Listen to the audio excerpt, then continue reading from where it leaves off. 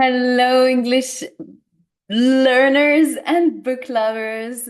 Welcome to our January and February live read along. I'm Lydie Bureau. I'm an English teacher in France and also the founder of Lydie's Book Club, a book club for learners of English. In this book club, I host live readings and discussion workshops on adaptations of classics of literature and contemporary novels in their original text. I also tend to prioritize books that are written by women. Each month, we read and explore a different book for all levels of English. And I also host live reading sessions live on Instagram and Zoom for free. So if you want to attend those live readings, you just need to subscribe to the newsletter to get the free Zoom link.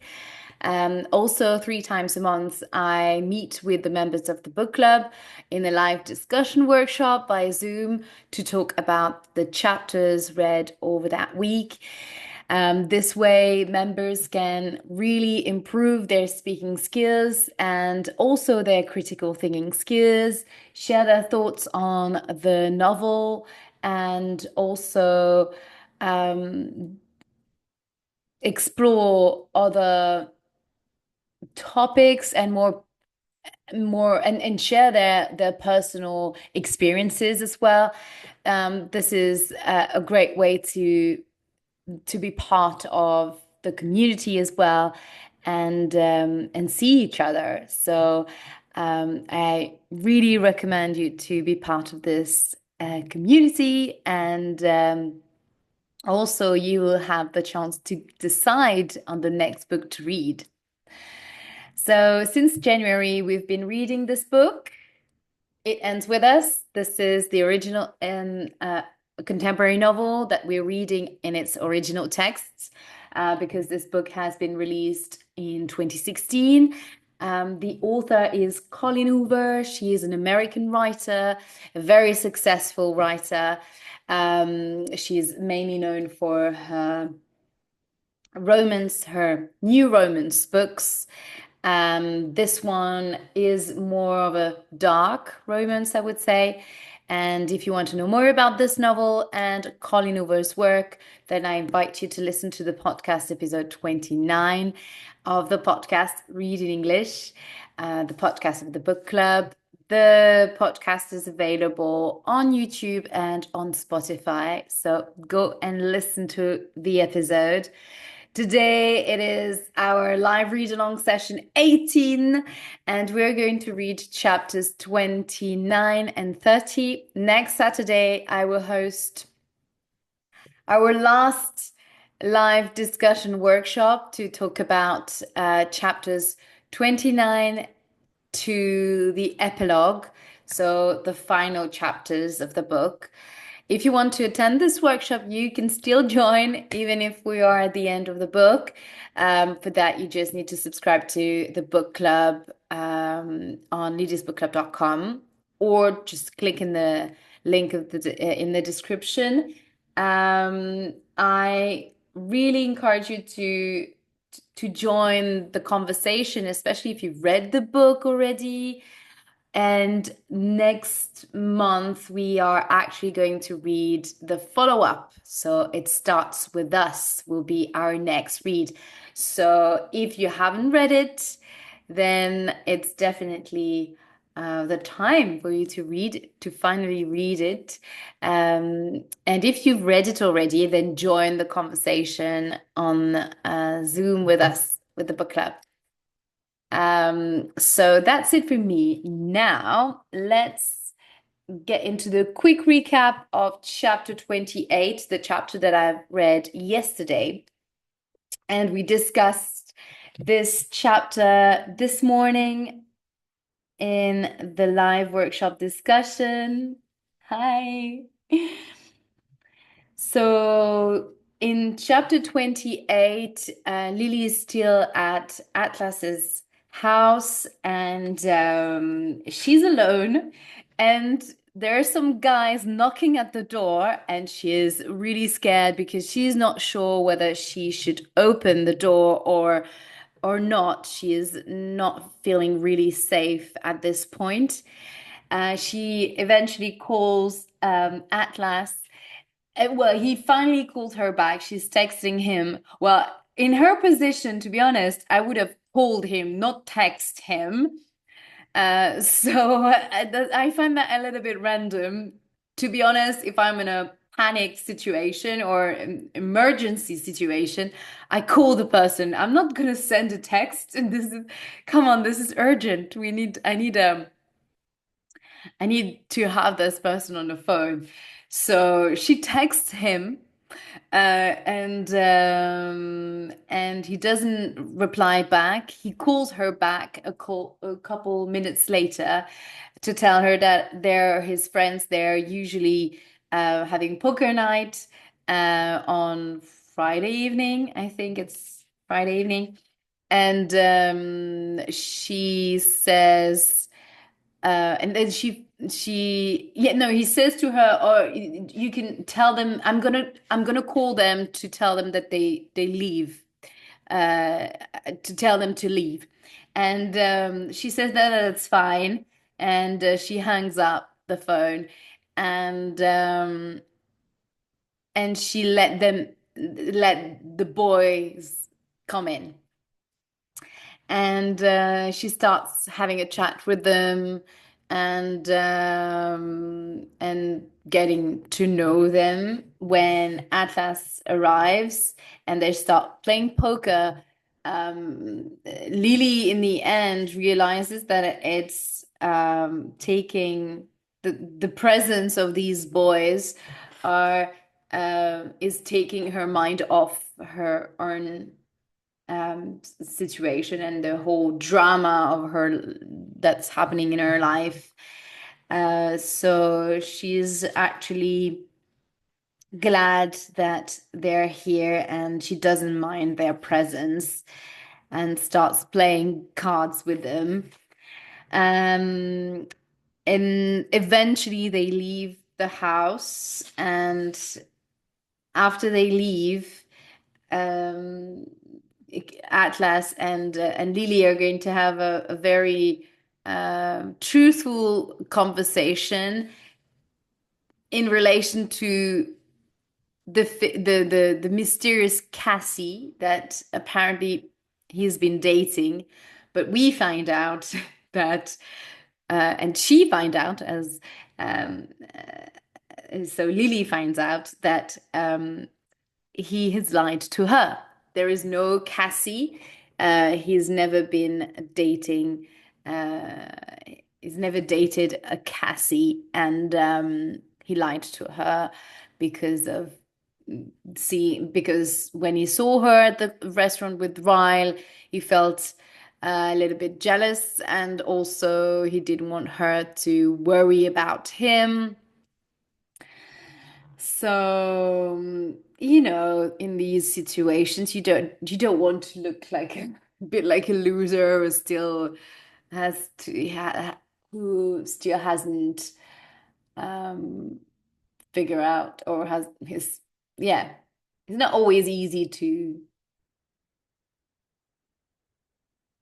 accept, or to yeah, to accept the fact that you're still single, or that especially when you see that someone has moved on in a way, you also want to show that you're okay in a way, and that you're normal because you're in a relationship, although it's not necessary. It shouldn't be that way. I will have to say.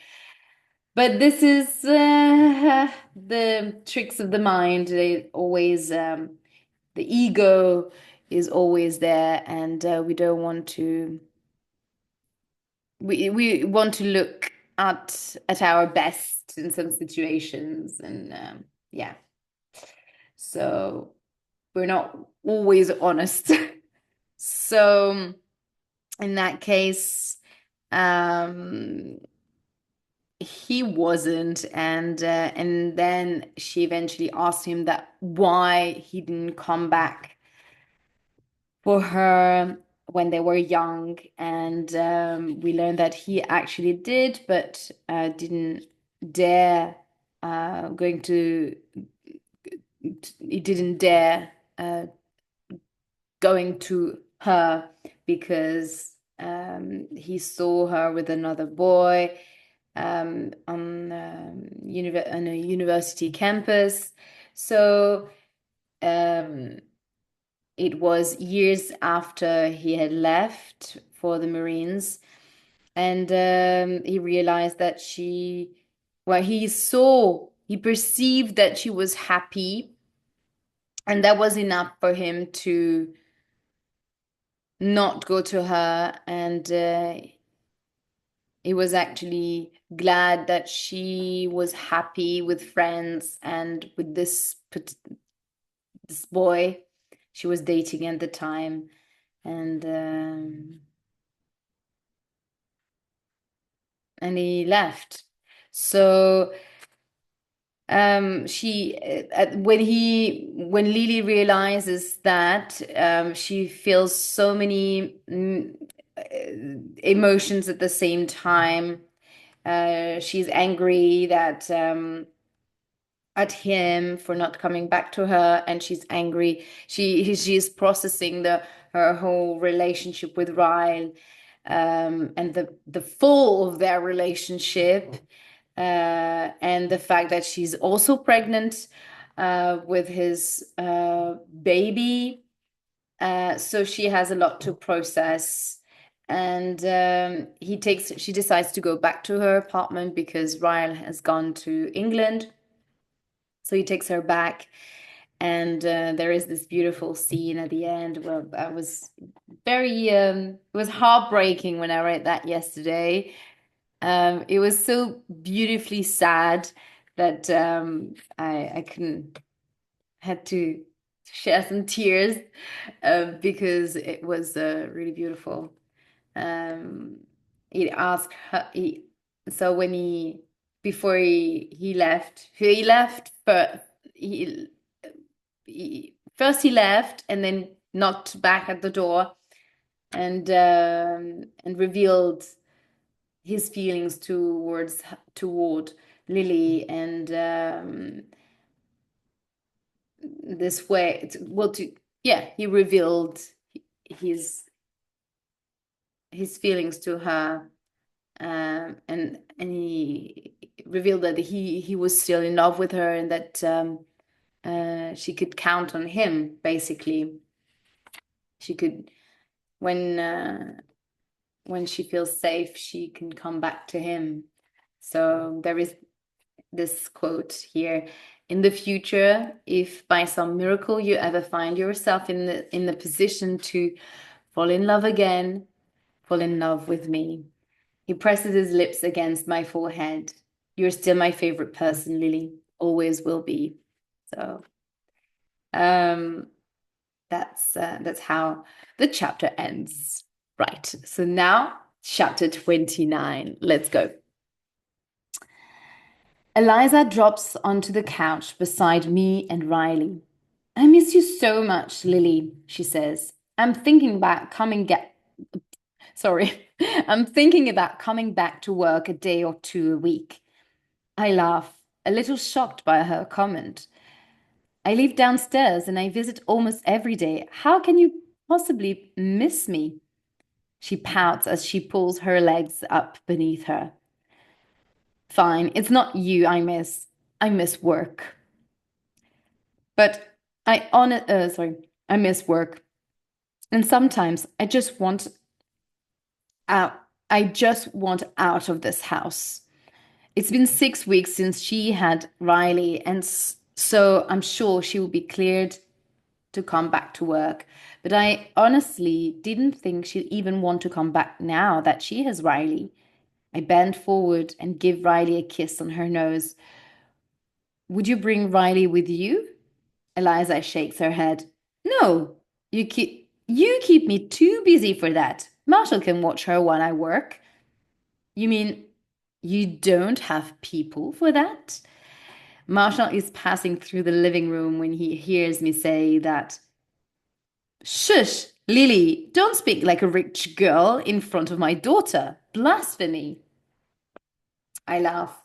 The only time It's, I laugh. That's why I come over here a few nights a week because it's the only time I laugh. It's been 6 weeks since Ryle left for England, and no one knows what happened between us.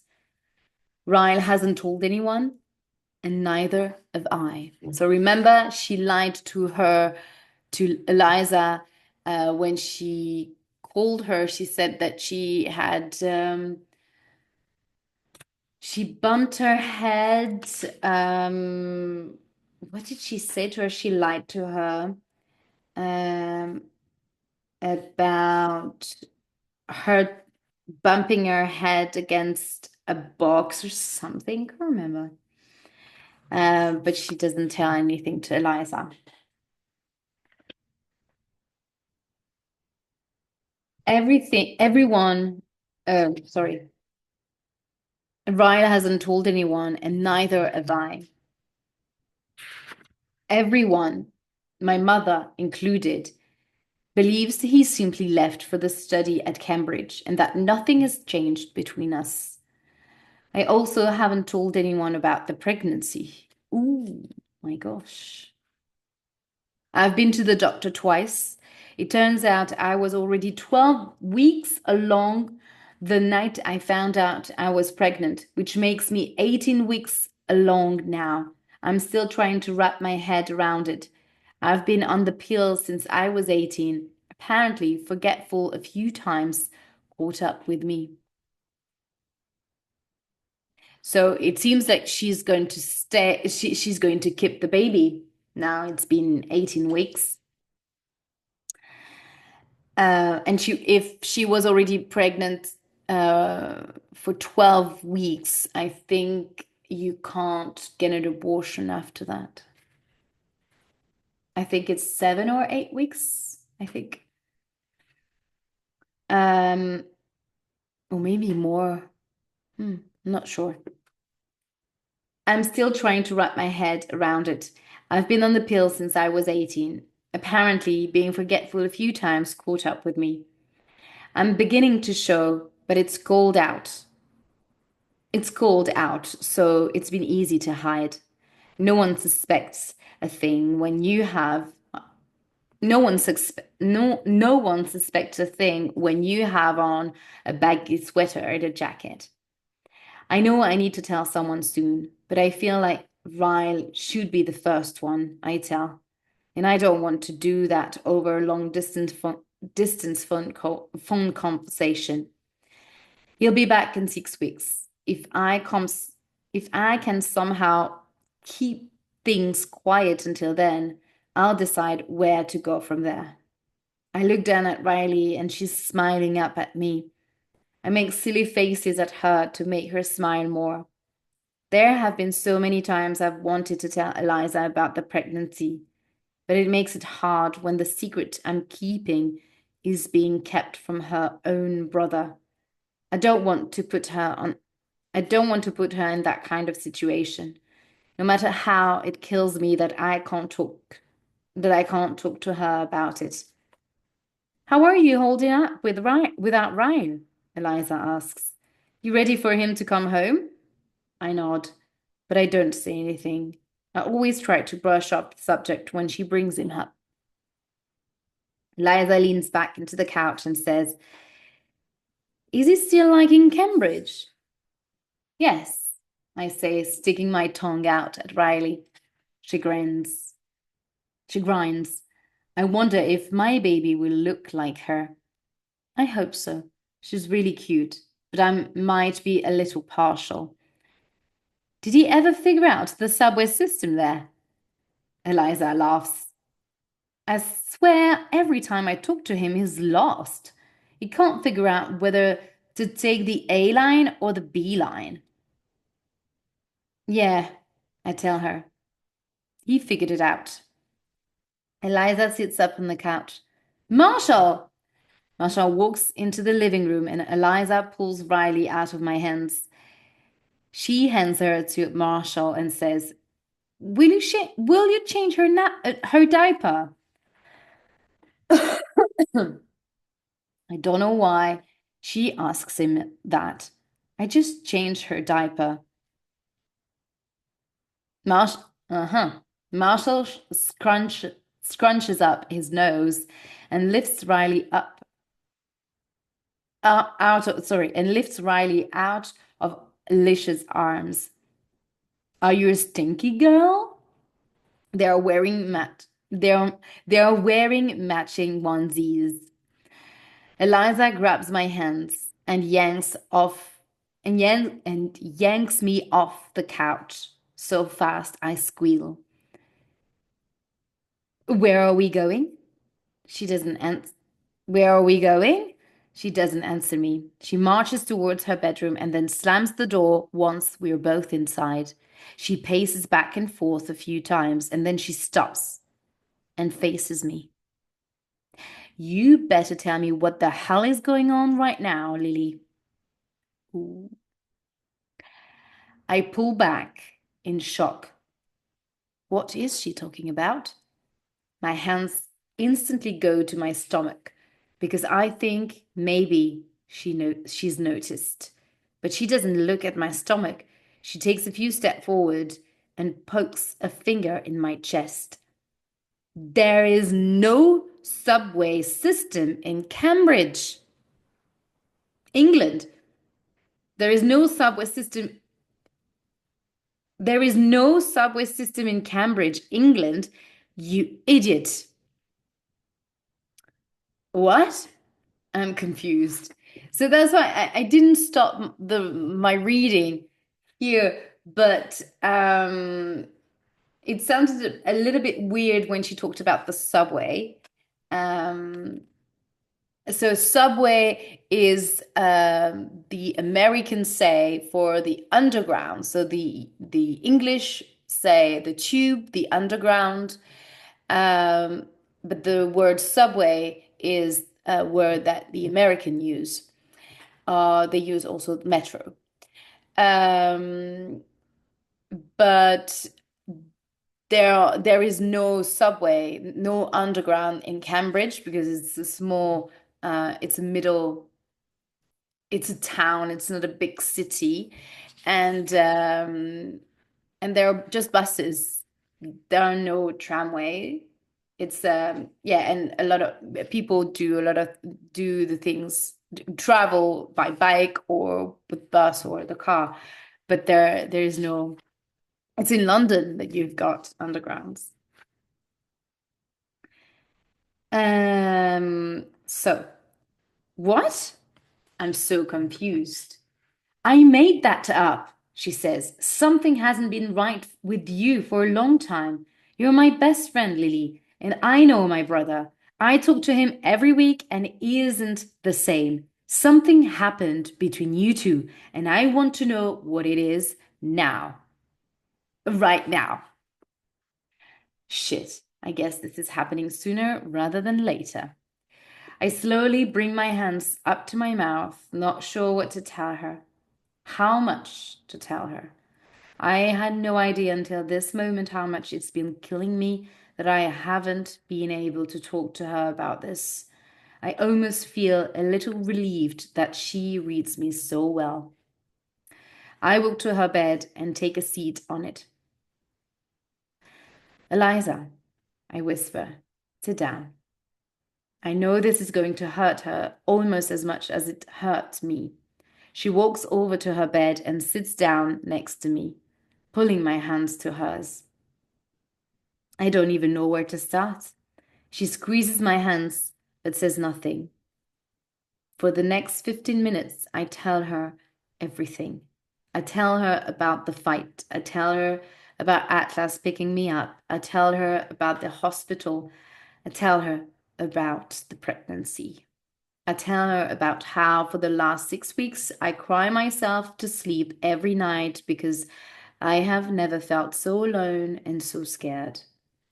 When I'm finished telling her everything, we're both crying. She hasn't responded to what I've told her with anything other than the occasional, oh, oh, Lily.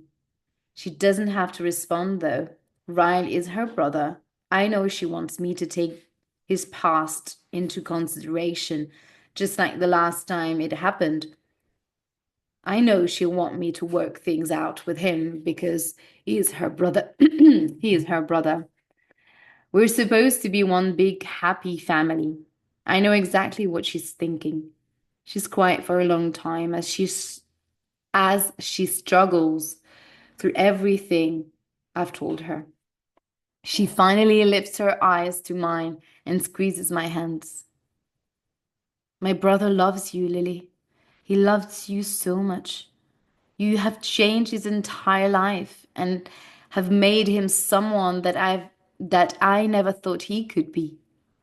As his sister, I wish more than anything that you could find a way to forgive him. But as your best friend, I have to tell you that if you take him back, I will never speak to you again. Very powerful moment here. It takes a moment for her words to register, but when they do, I start sobbing. She starts sobbing. She wraps her hair, she wraps her arms around me, and we cry over the mutual love we have for Ryle. We cry over how much we hate him right now. After several minutes of us sobbing pathetically on her bed, she releases me and walks over to her dresser to retrieve a box of tissues. We're both whipping our eyes and sniffling when I say, "You're the best friend I've ever had." She nods. I know. And now I'm gonna be the best aunt. She wipes her nose and sniffles again, but she is smiling. Lily, you're having a baby. She says it with excitement, and it's the first moment I've been able to share any sense of joy over my pregnancy. I hate to say it, but I hate to say it, but I noticed you put on weight. I thought you were just depressed and eating a lot since Rye left. She walks to the back of her closet and starts pulling things out for me. I have so many maternity clothes to give you. We start going through clothes and she pulls down a suitcase and opens it. She begins to throw things toward the suitcase until it starts to overflow. I could never wear all it. I could never wear these, I tell her, holding up a shirt that still has the tag on it. They're all designer. I'll get them dirty. She laughs and shoves them into the suitcase anyway. I won't need them back. If I get pregnant again, I'll just have my people buy me more. She pulls a shirt off a hanger. She pulls a shirt off a hanger and hands it to me. Here, try this one. Here, try this one on. I take my shirt off and then pull the maternity shirt over my head. When I get it into place, I look in the mirror. I look pregnant. Like, you can't hide this shit pregnant. She puts a hand on my stomach and stares in the mirror with me. Have you found out if it's a boy or a girl? I shake my head. Don't really want to know. I don't really want to know. I hope it's a girl, she says. Our daughters can be besties. We both spin. I hope it's a girl, she says. Our daughters can be besties. Lily, we both spin around to find Marshall standing in the doorway. His eyes are on my stomach, on Eliza's hand, still on my stomach. He tilts his head. He points at me. You, he says, confused. Lily, there is a. Do you realize you're pregnant? Eliza calmly walks to the door and puts her hand on the doorknob. There are some things you are never, ever to repeat if you want to keep me as your wife. This is one of those things. Understood? Marshall raises his eyebrows and takes a step back. Yes. Okay, got it. Lily is not pregnant. He kisses Eliza on the forehead and looks back at me. I'm not telling you congratulations, Lily, for absolutely nothing. Eliza shoves him all the way out the door and closes it, then turns back to me. We need to plan a baby shower, she says. No, I need to tell Ryle first. She waves her hand dismissively. We don't need him to plan a shower. We'll just keep it between the two of us until then. She pulls out her laptop, and for the first time since I found out I was pregnant, I feel happy about it. So that's the end of chapter 29. I like this friendship between, this is why I like the book as well, is the very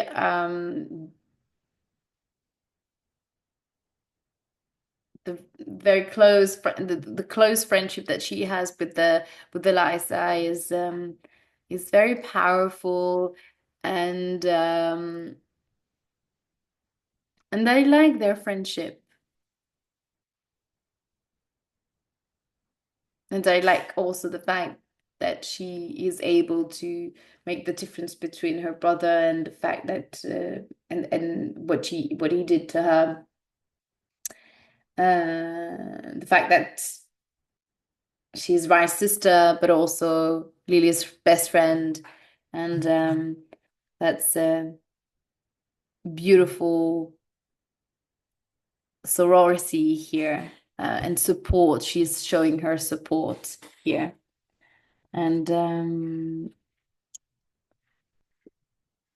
and Lily needs it.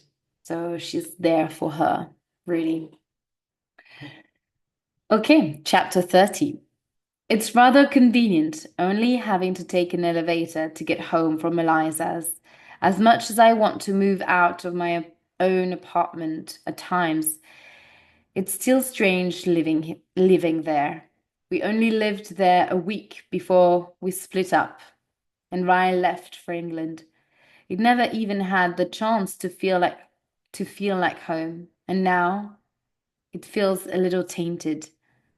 I haven't even been able to sleep in our bedroom since that night. So I've been sleeping in the guest room on my old bed.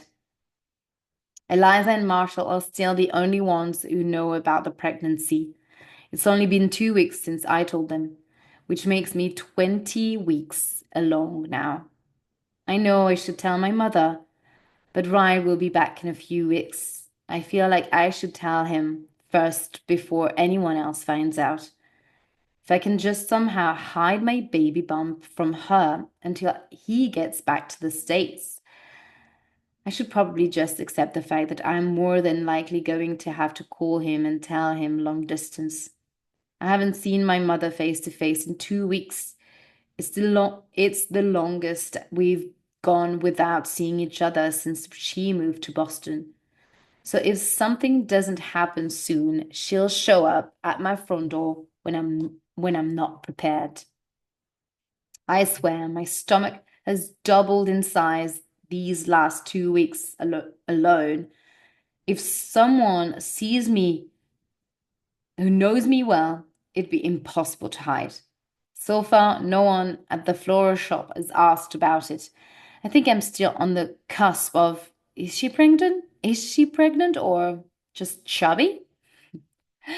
I start to unlock the door to my apartment, but it begins to open from the other side.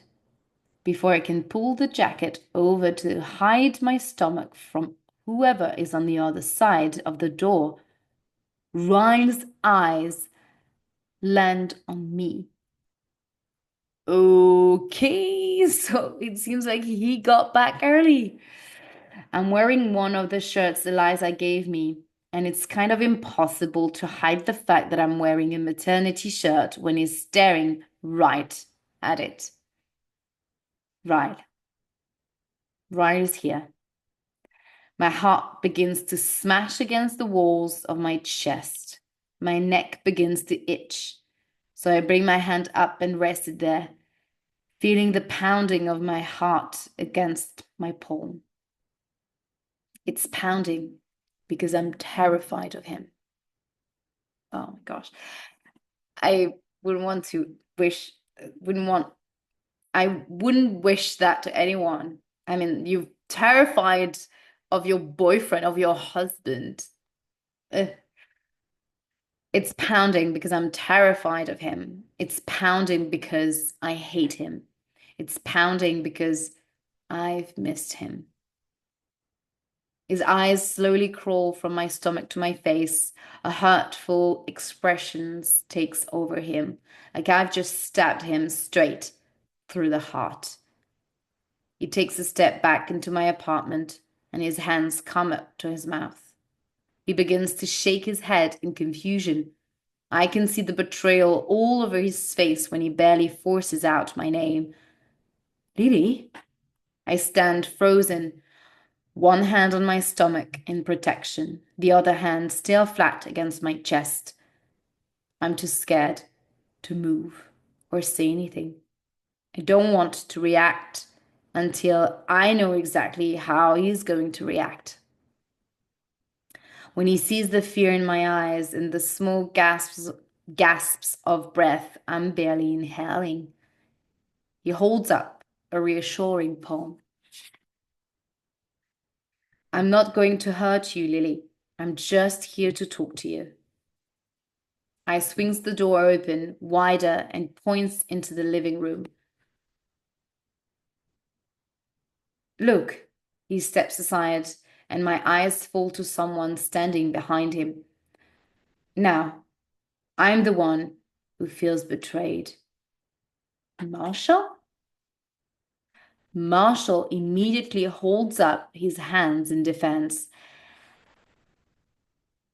I had no idea he was coming home early. Coming home early, Lily. Ryle texted me and asked me for my help. He specifically told me not to say anything to you or Isa. Please, don't let her divorce. Please, it's so funny. Please don't let her divorce me. I'm simply an innocent bystander. I shake my head, trying to understand what I'm seeing. I asked him to meet me here so you'd feel more comfortable talking to me. Wright says, he's here for you. He's not here for me. I glance back at Marshall and he nods. It gives me enough reassurance to enter the apartment. Ryle is still somewhat in shock, which is understandable. His eyes keep meeting my stomach, keep meeting my stomach, and then flicking away like it hurts to look at me. He runs two hands through his hair and then points down the hallway while looking at Marshall. We'll be in the bedroom. If you hear me if I start to yell, Marshall knows what Riley is asking him. I'm not going anywhere. As I follow Ryle into my bedroom, I wonder what that must be like, to have no idea what might set you off or how bad your reaction will be, to have absolutely no control over your own emotions. For a brief moment, I feel a minuscule amount of sorrow for him. But when my eyes fall to our bed and I remember that night, my sorrow diminishes completely.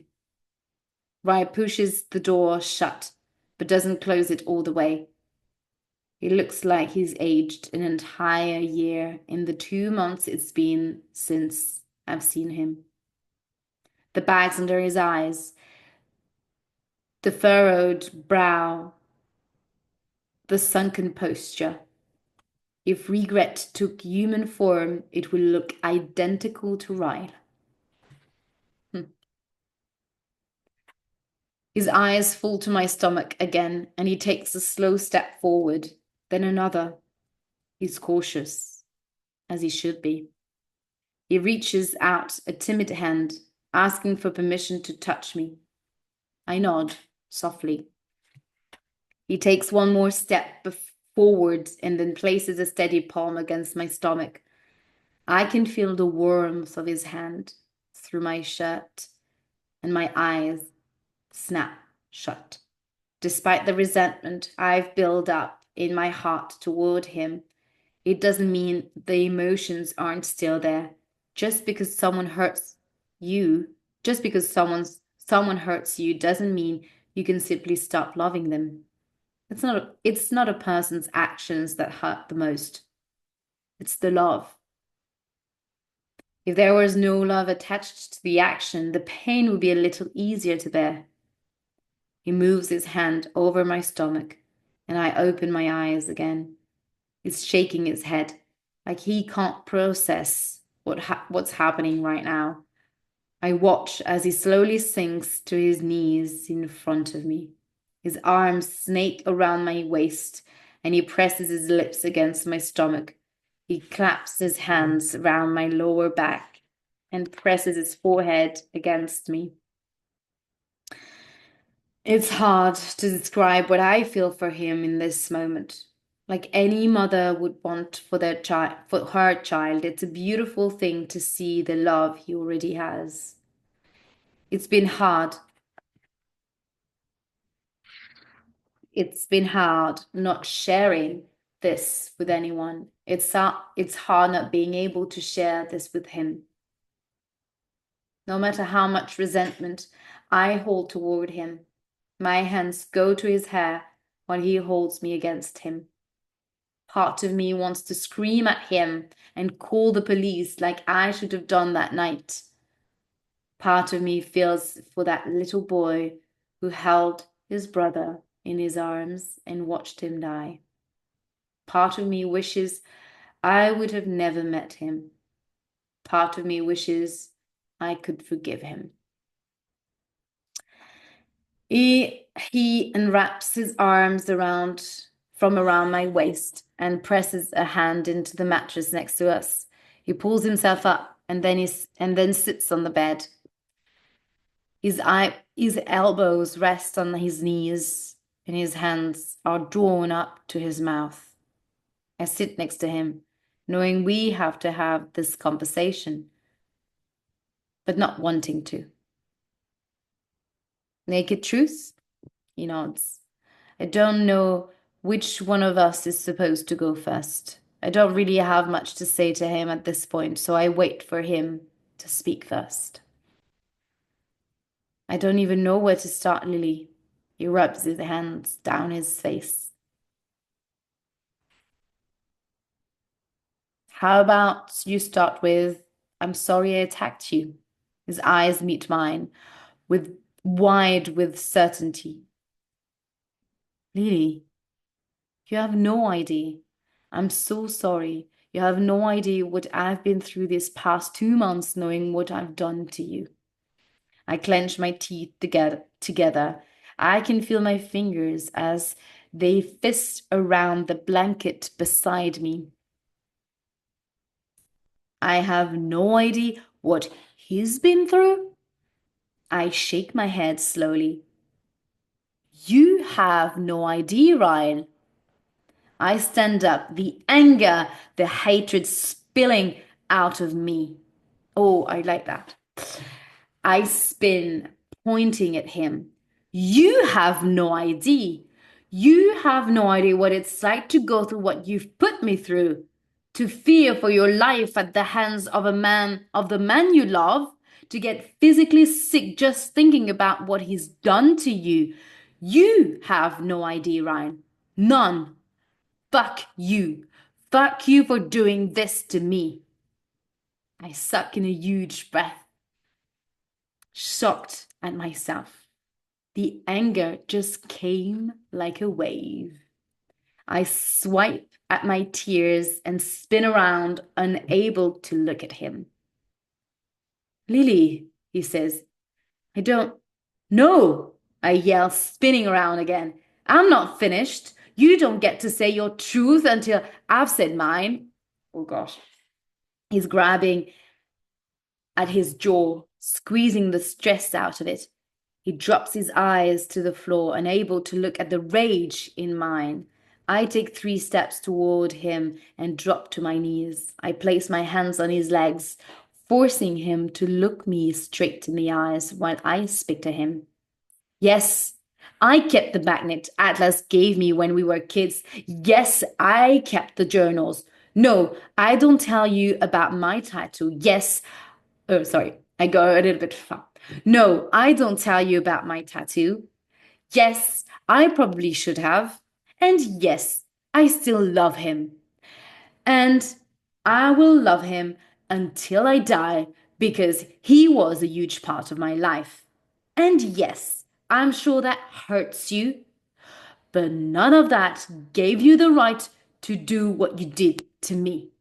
Even if you would have walked into my bedroom and caught us in bed together, you still would not have the right to lay a hand on me. You goddamn son of a bitch. I like that. Oh my God. She's enraged. She's outraged. She is, she's gone. I push off his knees and stand up again. Now it's your turn, I yell. I continue pacing the room. My heart is pounding like it wants out. I wish I could give it a way out. I'd set the motherfucker free right now. I'd set the motherfucker free right now if I could.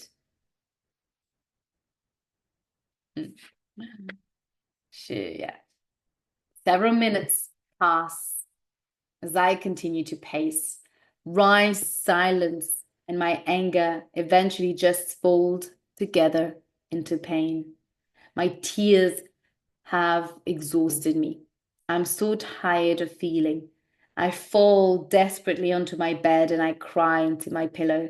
I press my face so hard against my pillow, I can barely breathe. I feel Ryan lie down next to me. He places a gentle hand on my back, on the back of my head, attempting to soothe away the pain he's causing me. My eyes are closed, still pressed into the pillow, but I feel him gently rest his head against mine.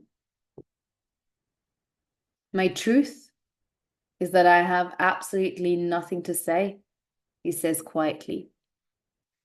I'll never be able to take back what I did to you, and you'll never believe me if I promise it won't happen again. He presses a kiss against my head. You are my world, Lily.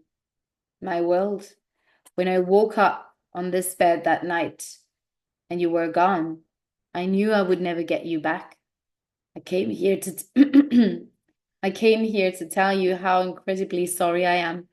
I came to tell you I was taking that job offer in Minnesota. I came to tell you goodbye. So he's fleeing instead of maybe trying to heal and face, I don't know. But Lily, his lips press against my head again, and he exhales sharply. Lily, I can't do that now.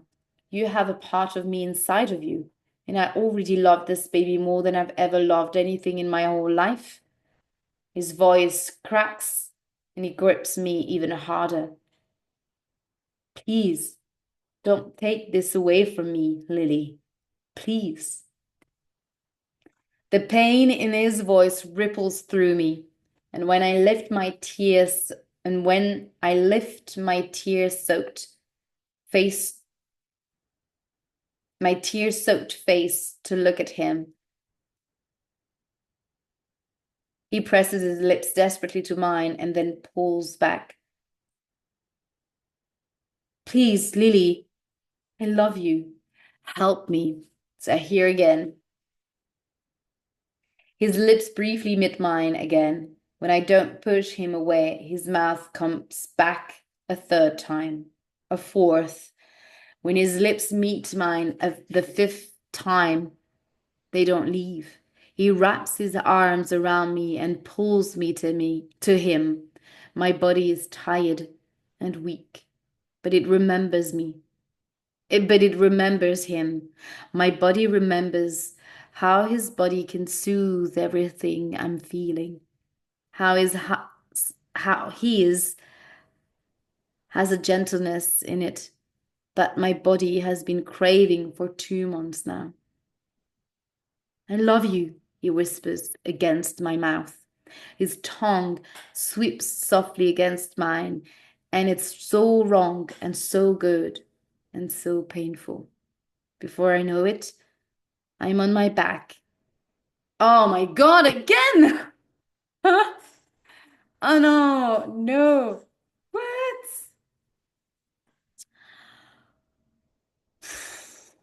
Before I know it, I'm on my back and he's crawling on top of me. His touch is everything. He's everything I need and everything I shouldn't. His hand wraps in my hair, and in an instant, I'm transferred back to that night.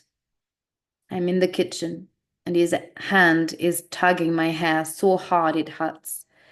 He brushes the hair from my face, and in an instant, I'm transferred back to that night.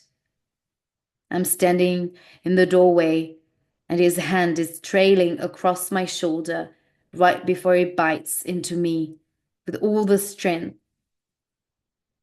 in his jaw. His forehead rests gently against mine, and in an instant, I'm transferred back to that night. I'm on the same bed beneath him when he slams his head against mine so hard I have to get 6 stitches. My body becomes unresponsive to his. The anger begins to roll back over me. His mouth stops moving against mine when he feels me freeze. When he pulls back and looks down on me. I don't even have to say anything. Our eyes, locked together, speak more naked truth than our mouth ever have. My eyes are telling his that I can no longer stand being touched by him. His eyes are telling mine that he already knows. He begins to nod, slowly. He backs away from me, crawling down my body until he's at the edge of the bed with his back to me. He's still nodding as he comes to a slow stand, fully aware that he's not getting my forgiveness tonight. He begins heading toward my bedroom door. Wait, I say to him. He half turns, looking back at me from the doorway. I lift my chin, looking at him with finality. I wish this baby wasn't yours, Ryle. With everything that I am, I wish this baby was not a part of you. That's tough. If I thought his world couldn't crumble more, I was wrong. He walks out of my bedroom and I press my face into my pillow. I thought if I could just hurt him like he had hurt me, I would feel avenged. I don't. Instead, I feel vindictive and mean. I feel like I am my father. And that's the end of chapter 30. Well, yeah, it's a tough one. She takes back control, yeah, to her feelings, her things that she needs to say to him. Yeah, and she can't bear his discourse anymore. Oh, you can't imagine how bad I have felt she can't stand that discourse anymore. Um, and as you should, obviously, after what happened between them, after what he did to her. So I liked the fact that she rebelled against him, definitely. Um, and the fact that he was starting to kiss her again and being intimate, revealed that it's over because she has those memories of the violence and the abuse that she experienced from him. Um, you can't erase. Something is broken. They um, and they can't go back to where they were. And that's it. I hope that you enjoyed this live. Thank you for watching this video, and thank you again for being live with me on Instagram. Thank you so much for supporting the channel, for following the channel as well. Of course, if you like this video, like it and share it and follow this channel. I hope you have a beautiful end of the, I wish you a beautiful end of the day, and I hope that you'll be able to join us next Saturday for our last live discussion workshop on this book. In the meantime, I will see you on Monday for a new live read along, live on Instagram and Zoom. We will read 3 chapters, 31, 32, and 33. So we will have a lot to read. I wish you a beautiful rest of the day and see you soon. See you on Monday. Bye. Thank you, Katie. Thank you.